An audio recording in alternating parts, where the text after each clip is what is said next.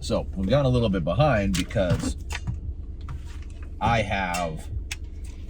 stalled out in the study. So we get, in the end of Exodus, the story of Moses, and I stalled out on the study of the plagues. I read through. I knew we were coming up to that, and so I've been, for the past couple of weeks, I've been pondering the plagues, because I figured there's got to be what's the lesson there? What's I never they seem so arbitrary, frogs, lice. So I was just trying to figure out what the lesson was with that. And you and I talked about and I've got a whole section that we'll talk about too. I'll bring my notes tomorrow or the next day about the Passover lamb, the Paschal lamb, because there's 10 plagues, and the last one ends with the Passover. And the Paschal lamb is, in my opinion, one of the most beautiful symbols of Christ and his atonement. And the Passover is obviously monumentally important, because it says several times, this shall be observed by you, this ordinance shall be observed by you forever. So the Passover didn't go away. It's this shall be observed forever. And so I just think it's how can you have 10 plagues that lead into this beautiful lesson about the atonement of Jesus Christ.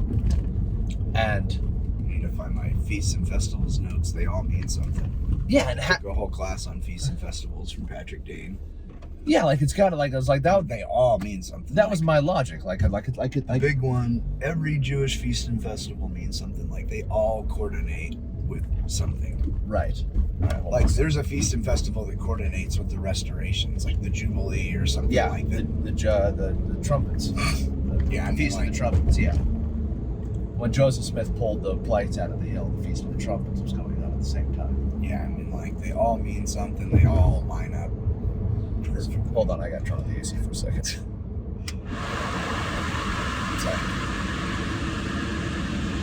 Jesus knows what he's doing, man. He's got his symbols down. If you read the Bible looking for symbolisms and listen to Pink Floyd's Dark Side of the Moon, they lines up perfectly.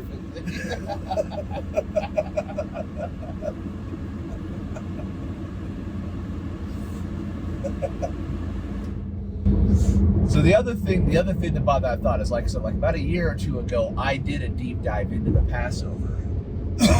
And discovered I'll go over my notes, but the Passover is so important that Jesus Christ fulfills every requirement of the Passover lamb. So this goes back to the thought that I've already said, that the 9 things that happened before that had to matter. And so that kind of changed my thinking, whereas I've largely in my life looked at the plagues as negative symbols, God punishing Pharaoh. You're the one that's made the point a million times that God isn't a punitive God. He's not a punitive God. So he doesn't he doesn't punish people to pick on him. So there's a deeper lesson. It's actually the answer's Jesus. Be how are these plagues meant to teach the people of Egypt about Jesus? So exactly. So that's the thought. So my problem with it was as I was getting into it, as I was studying something or trying to crack it, looking up the symbolism, going into the Strongs, looking up the Hebrew words, but the Hebrew words for frogs is frogs, and the Hebrew word for blood is blood. I was getting nowhere with it. And then I was reading the Alonzo Gaskin symbolism book, talking about, and I went back and reread the section about accurately interpreting symbols. So you got that. And yeah, I got that book. And he says, in that, he talked about my sections, if you want to accurately interpret symbols, you can't remove the symbol from its historical context.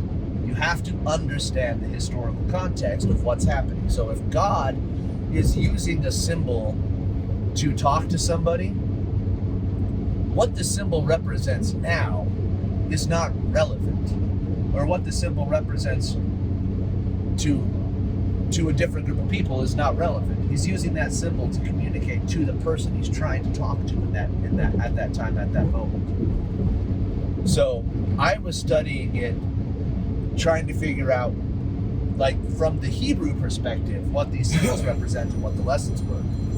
That's probably what.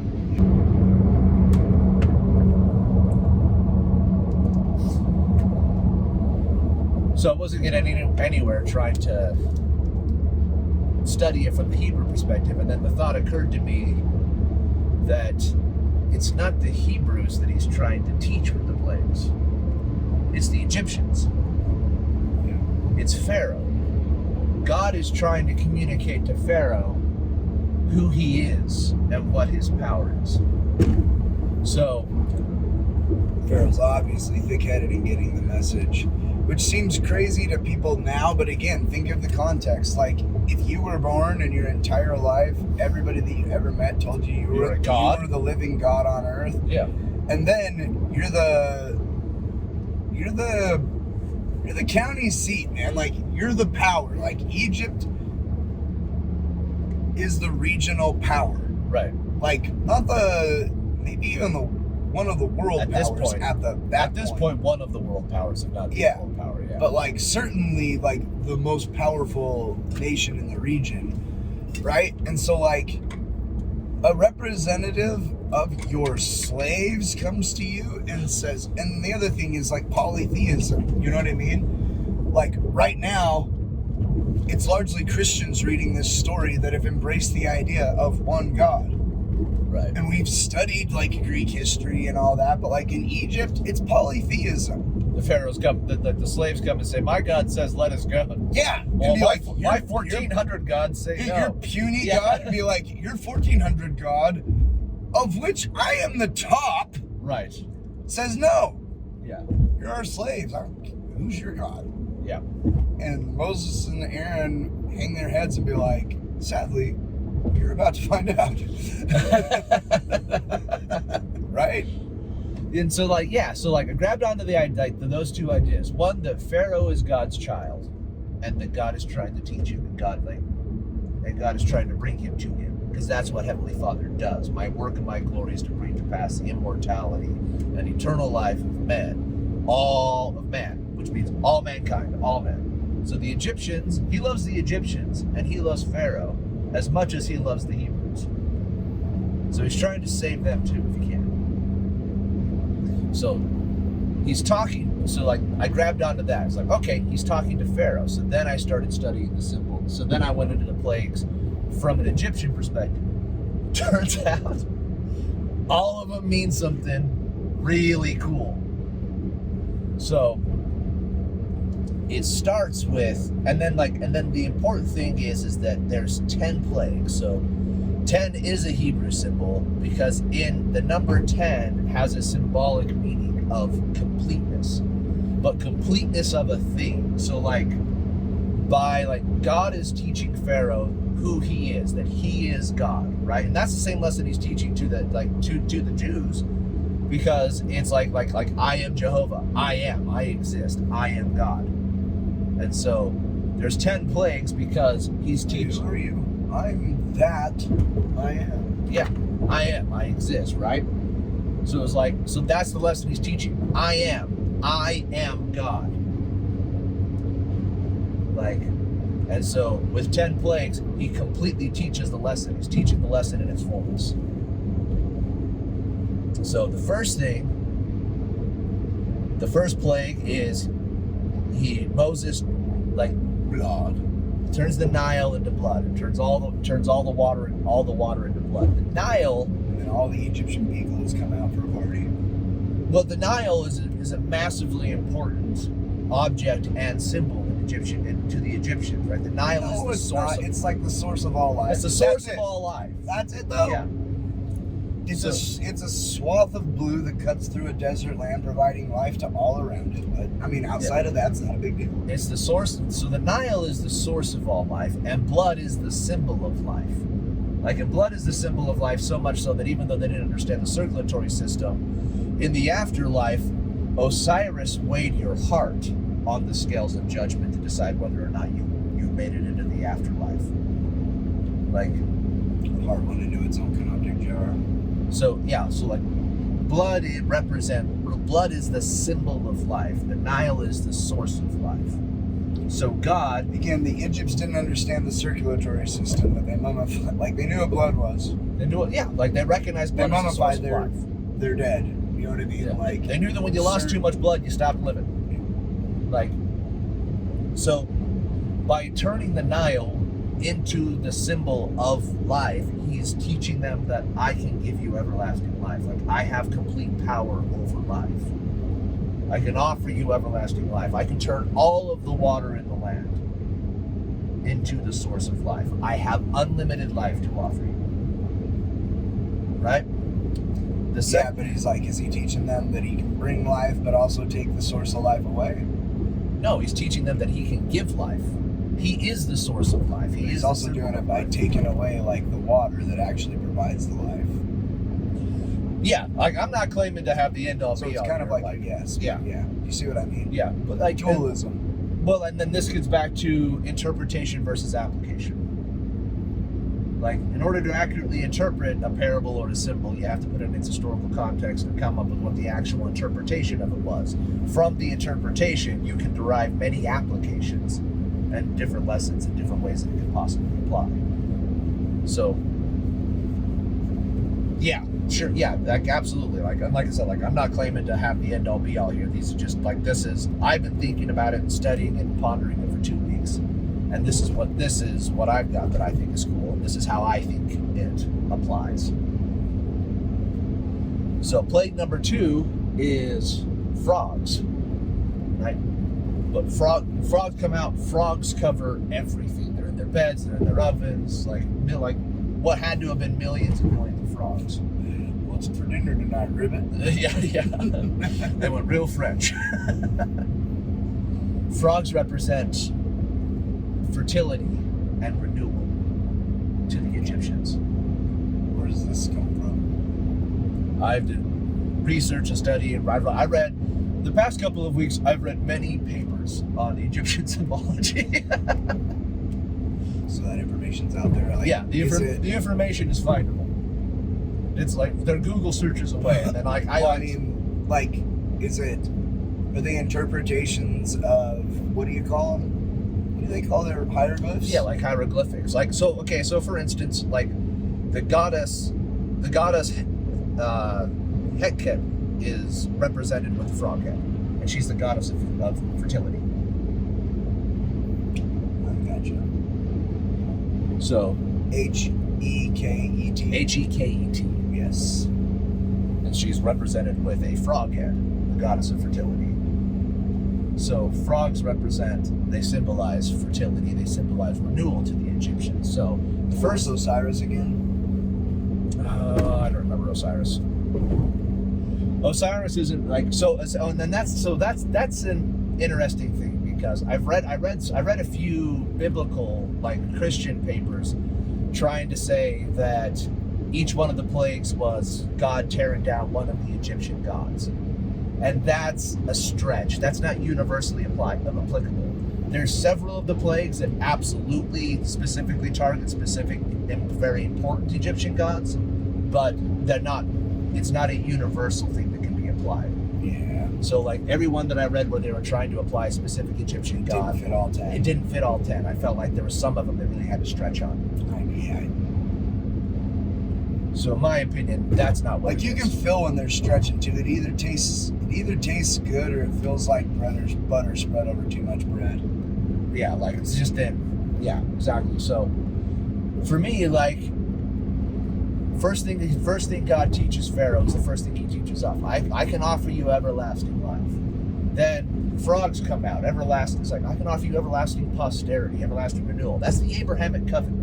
I will make your seed as the sands of the sea and the stars in the sky. Unlimited posterity, which is something that would matter to Egyptians. Yeah, having accurate records on lineage the way they do. Or in the modern vernacular, families can be together forever. I'm teaching you that I can give you eternal life, and I can give you eternal posterity and eternal families. And I can offer that in an abundance. more frogs than you could shake a stick at. Where did that saying come up with? Like a number to shake a stick at. So that's frogs. Then the third one is lice. But how the lice happens? God says to Aaron, "Go stand before Pharaoh and take your rod and smite the dust of the earth, and the dust of the earth turns into lice." I found that.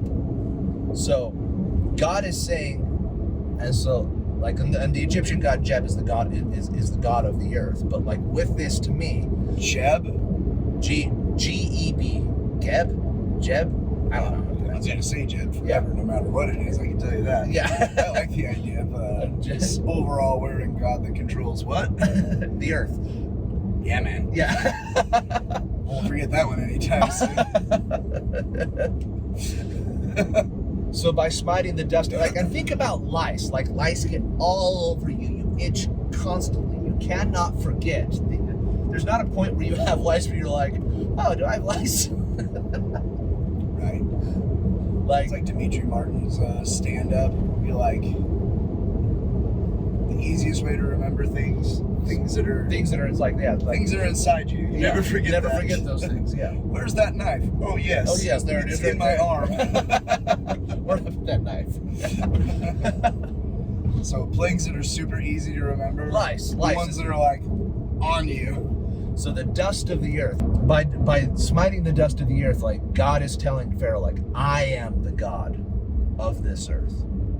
I am the God of the earth. And this is interesting because this is the first miracle that Pharaoh's magicians can't duplicate. So magicians could not duplicate. Magicians cannot duplicate this miracle. Showing miracle, but okay. Whatever, yeah. Showing no miracle, control over the earth. M-A-R. You let me make my point. Yes. I say miracle. Yes, I will. Deal with it, man. I'm not changing. I know it's a miracle. I don't care. Miracle. I say it like Grandpa Hunt says it, and Jamie likes the way I say it, so if I tried to correct it, she'd be so sad. Do you like Milanese and Miracle Whip? Okay.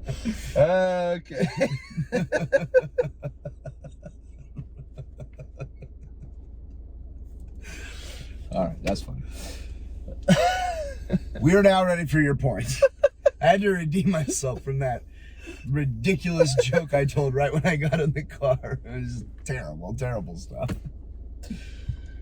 So magicians can't duplicate this miracle, showing no control over the earth. This is showing Pharaoh. This is important, again, because it's annoying. I actually really like how Prince of Egypt illustrates it, because it's Martin Short and Steve Martin who are playing the priests. Right.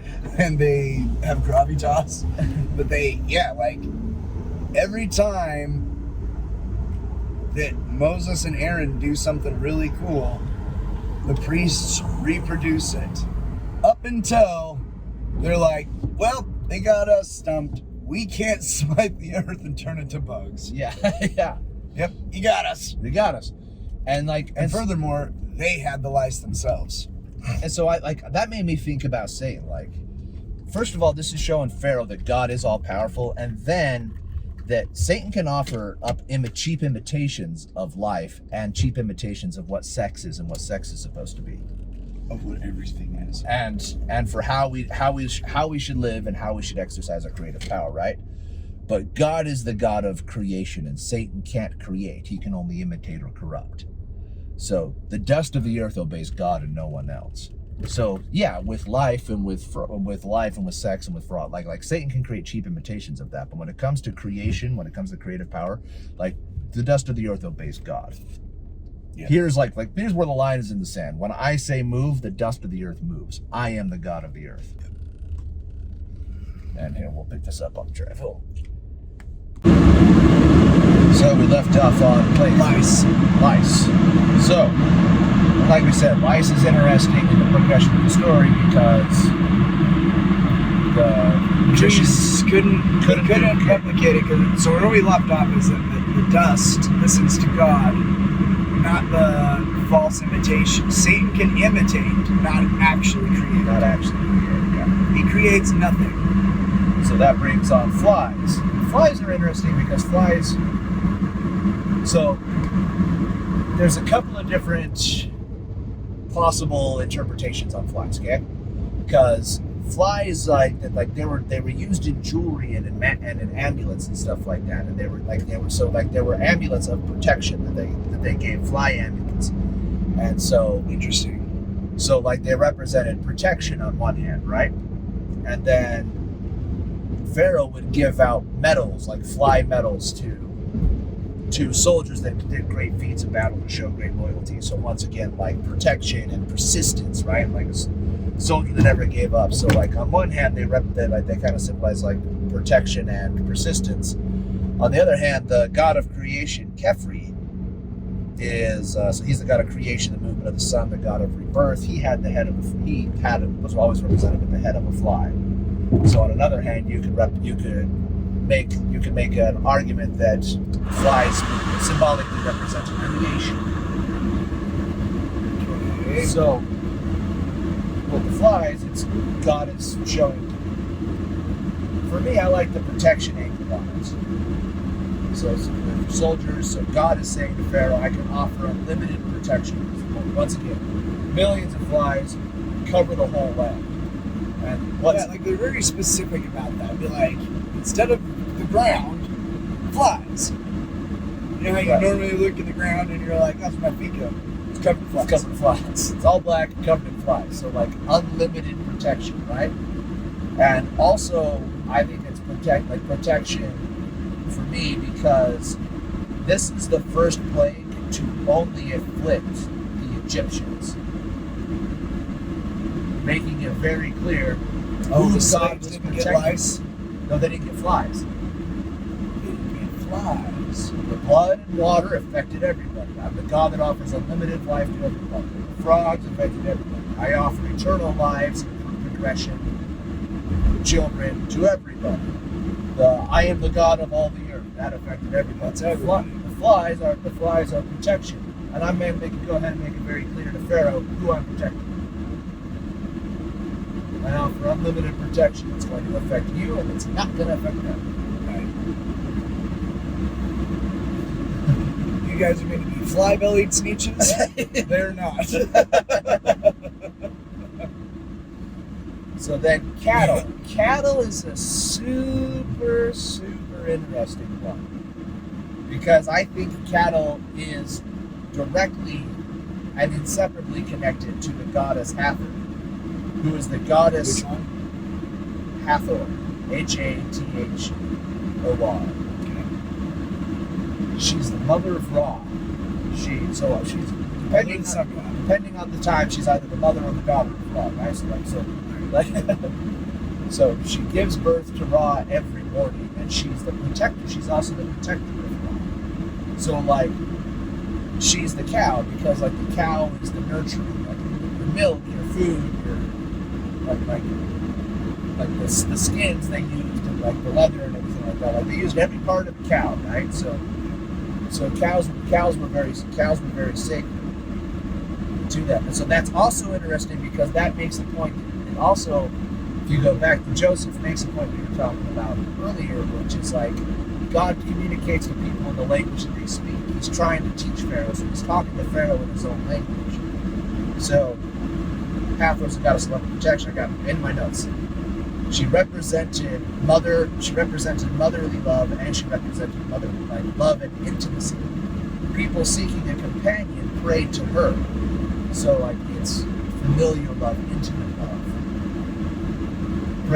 Prayed to her. And so she could also be destructive in her protection of Ra. There's an Egyptian story where the human mankind threatened Ra, and Hathor went on a rampage and almost wiped out mankind. So.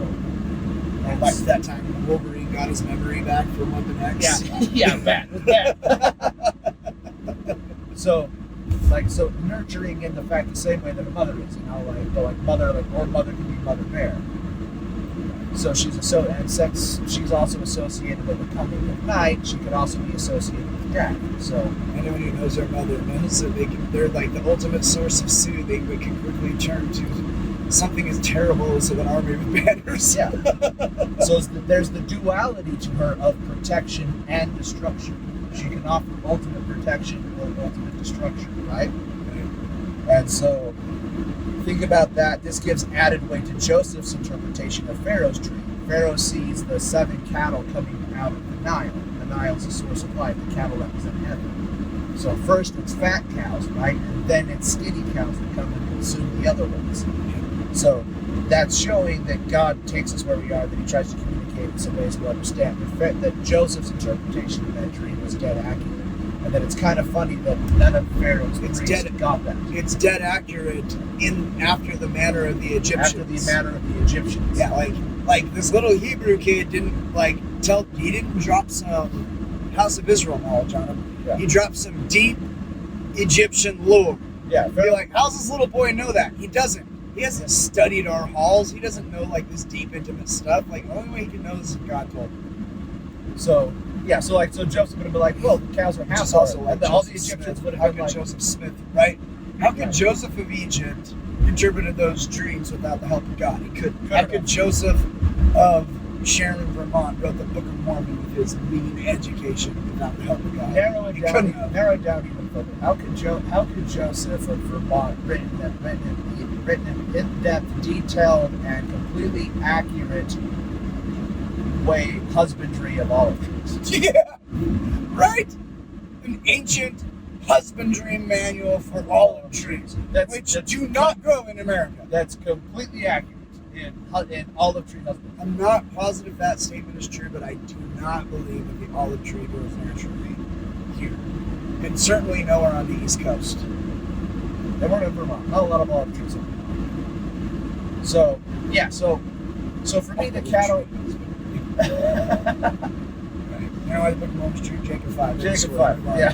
Jacob 5. All right, go ahead. Print it. So yeah, so protection and destruction, and then I like the idea of you're thinking about the image of the mother, of nurturing. He's trying to tell Pharaoh, he's a nurturing God, he's a loving God. I can offer, and then you can have the God of lies, so I will gather you as a hen gathereth her chickens, right? Yeah. But I have the testimony of thunder and lightning, but I only did that because I called for you so many times as a mother hen calls for her chickens and you wouldn't come. And if you think about it, it's building up to a warning, right? So the promises, unlimited life, unlimited fertility. I am the God of the earth. I can offer you protection. And then cattle, I can offer you protection, I can offer you love, but I am also the God of destruction. Now we're starting to kind of warn Pharaoh a little bit here, right? And then once again, this affects the Egyptians, but not the Israelites, making the lesson very clear about. It shows the mercy of God too, because he's dropping an early warning on him in a language that he can understand. He doesn't just out of nowhere kill his firstborn kid. No, and bro, I warned you. I gave you every opportunity to do the right thing, and what you did is the first time you just lied to me twice. You said you let him go, and then you did it. Yep. Then you started trying to negotiate with God, that's a thing. And then you did this, bro. I tried to even tell you with cattle language, man. I tried to tell you in your own language that I could offer you love or protection or destruction. I can take it away. Yeah, I'm trying to warn you. I'm trying to tell you. Yeah, I'm trying to speak to you in your language. We know the end is the death of his son, which in the eyes of Pharaoh is a living God on earth. Yeah. So, and then the other thing about attacking the cattle is that the cattle are really important, but that's not massive economic failure yet, right? So the amount of destruction that the plagues bring is also progressive. So because next one, now you get boils. Number 6 is boils. So now God has issued his warning, he's issued promises, and he's issued a warning. Okay. The other thing, just so you have to be clear so that nobody thinks God is being harsh. Up to this point, Pharaoh has lied twice and negotiated. He's done everything except for be honest and do what God said. Yeah. Okay? Like, he's gotten a lot of strikes up to this point. So the boils was an interesting one because you couldn't find anything on either side about boils. Boils. Like ashes are super significant to the Israelites, but seemingly not very significant to the Egyptians. So here's the thing. It says, I'm not looking at the scripture, but Aaron is instructed. Moses is, and this is interesting too. Like for anybody who's been to the temple, God tells Moses. Moses goes tells Aaron. Aaron goes and does the thing. Goes and tells Moses. Moses goes and tells God. So that's just an interesting pattern. So return and report. Yeah. I've seen that before. Yeah. So he tells Aaron to take ashes from the furnace and go in front of Pharaoh and toss those ashes into the air. And the ashes turned into flames. Right? Yeah. So it's like, why in ashes, right? Not for no reason. The significant thing to me is the furnace. The furnaces that they would have had in Goshen would have been brick furnaces. The furnaces used to burn the bricks that they used, that the Hebrews were responsible to make in order to build the Pharaoh's monuments and everything like that. So they take ashes out of a brick furnace, so like the symbol of their slavery, and throw that in the air. That turns into boils. At the end of my notes. So the Egyptians, so God is making very clear here that the Egyptians are being afflicted by their own actions. They're bringing this upon themselves. This is the consequence of their own actions.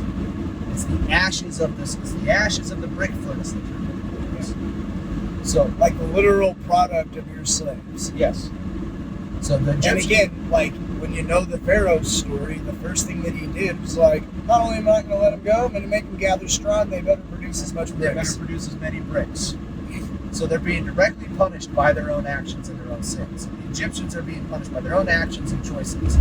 Deliverance from the afflictions of our own choices and actions is only available through the true God.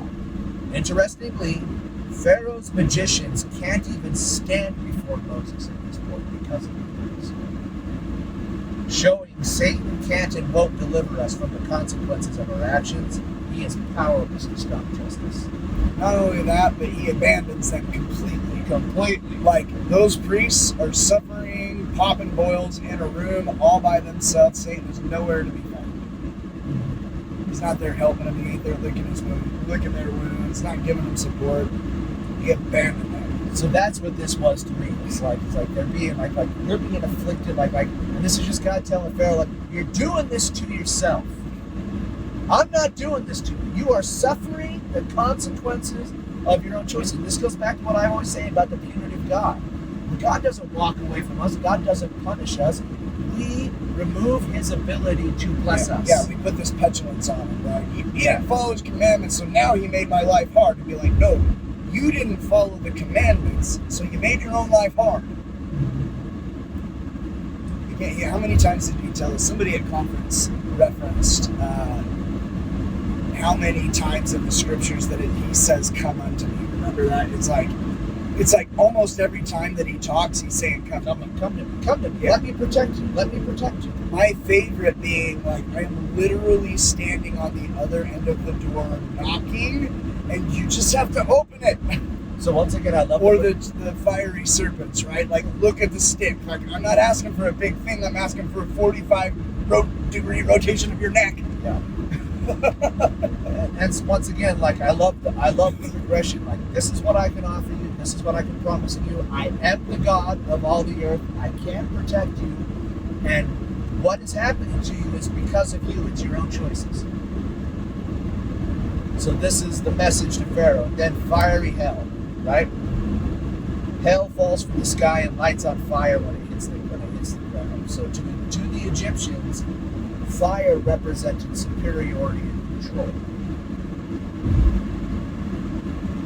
So I rained out of the very sky. The Egyptians were big on earth, water, fire, sky, right?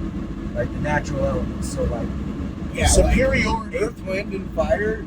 They were it's, huge even in Egypt. today in Cairo. They sell it out like it's like Germans and David Hasselhoff. So, like, superiority rating from the very sky. God is making it very clear who is superior. Who's Also, superior. like, you gotta kind of anciently, you have to take the Jungle Book perception of fire, right? Like, it's a powerful, destructive element that only man knows how to use, manipulate, and control. Yeah. And it's either like it's your source of light and warmth and prepares your food, or it's just absolute destruction. Well, the other thing about that too is I'm not sure about ancient Egyptian mythology, but in any ancient mythologies, fire is a gift from the gods. Yes. Like, fire is associated directly with Ra. Yes. In the Egyptians as a most like polytheism, like the Greeks, they have a story about the gods bringing man fire. Yeah. So God is communicating and showing him his absolute superiority and control. Like, I have control here. I make, like, from the very sky. And interestingly, it only destroys. But we've only ever seen like rain and stuff like that come. Like, I'm gonna take this man, like this thing that you create, and I'm gonna show you that I can make that come right out of the very sky. Right out of the damn sky. Which, if it's a pretty clear message to Pharaoh. Okay, it's Monday, April 5th, I think, 2022. If I woke up tomorrow with all the modern technology and how desensitized I am with film and all that, if fire rained from the sky tomorrow, I would be amazed. I find myself astonished. Yeah, I'm beginning to be amazed. Astonished. I'm beginning to be astonished here. The sky fire's pretty dope. Yeah. I think I feel the onset of astonishment. Yeah. The percolations of astonishment are starting to stir in me. Freaking sky fire. So like, it destroys their fields and destroys like the fire burns up everything, right? But like, it only destroys their flax and their barley. It doesn't actually destroy their foods, like, because flax and barley are used in making alcohol and making clothes. So it makes their life harder. Flax, clothes, barley's beer. Yeah. So it makes their life harder, and it damages the economy, but it's not threatening their lives, right? And so this is showing that, like, I'm giving you superiority, but it's also God showing that I'm giving you another chance. I'm giving you a chance. And that also, this is interesting because the record is very specific that fire represents superiority. This is the first plague where the Egyptians show that they're starting to believe and trust Moses over Pharaoh. Because there's portions of the Egyptians that go out and get their cattle. To take notice. They go get their cows. Moses says, this is going to happen. And half of the Egyptians go bring in the cows! Right? And go and bring in their grain and bring in their stuff. So it shows that the Egyptians, like, it shows completely. Wouldn't have done that. And it's also a lesson on faith. Be like, if you didn't have faith in Moses' statement, you wouldn't have gone through the effort of going outside and bringing in your all cows. your crops and your That's your faith. livestock. Yep, that's faith. That's the whisperings of faith. That's that. Even if you have no more than a desire to believe that Alma was talking about, be like, I don't know, this Hebrew could be crazy, but I don't want my cows to burn up, so I'm going to go do this. And the next one, he's like, I'll be damned, that worked. I have a little bit more faith. The last 6 things that have happened that he said happened going to happen. I'm going to bring in my barley and my cows. Yeah. And then if this one, then if the next day, like, my cows are safe and my neighbors are dead, I've got perfect knowledge in that thing, right? Yep. Moses wasn't kidding me. And I know that because I can see non-fried cows and fried cows. So then the next plague number 8, is locust. Locust is a repeating symbol in Egypt, and it represents armies. Usually, like, oftentimes that symbolism carries on to the early saints too. One of their biggest struggles was, we tell the story about the crickets, and it's like this story where, like, one day there was bad crickets and seagulls made them all go away, but that was like a months long problem. So to the Egyptians, like they described their armies, like the overpowering might of their armies as a locust going over and consuming the land. Or if they got beat really bad, that's how they just go, it's not my fault, they're like locusts coming, there's so many of them. So, yeah. Like, it seems off topic, but the way that the director of the World War Z movie, he deliberately made the zombies like ants. Yeah. Like an unstoppable force of, like locusts, like an unstoppable insect, like just a wall of destruction mindlessly coming towards you. That's what locusts are. And they eat everything in their path. So the locusts do eat all of the wheat. Yeah. They take away life, and prosperity.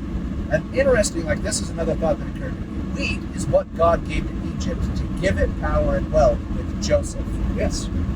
And here God shows his armies are more powerful than Pharaoh's, and he can take life and wealth away from Egypt uncontested. I can take this from you. It's a lesson for generations too. Be like, I told your grandpa, okay, that a famine was coming. And my telling you this and your preparation of this made you the most powerful nation in the region because you were prepared where everybody else wasn't. Yeah. I gave you that power. Now I'm going to take it away. Now I can show you. I'm going to take it from your grandson. Also, Pharaoh's armies would have been his greatest source of power. Yes. So the locust like is the biggest representation of why you don't F with Pharaoh. And the actual arm and manifestation of his power. The physical manifestation of Pharaoh's power is his armies. Yes. So the locust is showing Pharaoh that his military might means nothing to God. This would be a devastating blow. The fact that they came in on an east wind only further highlights the lessons that God's armies can destroy Egypt and all its might at any time.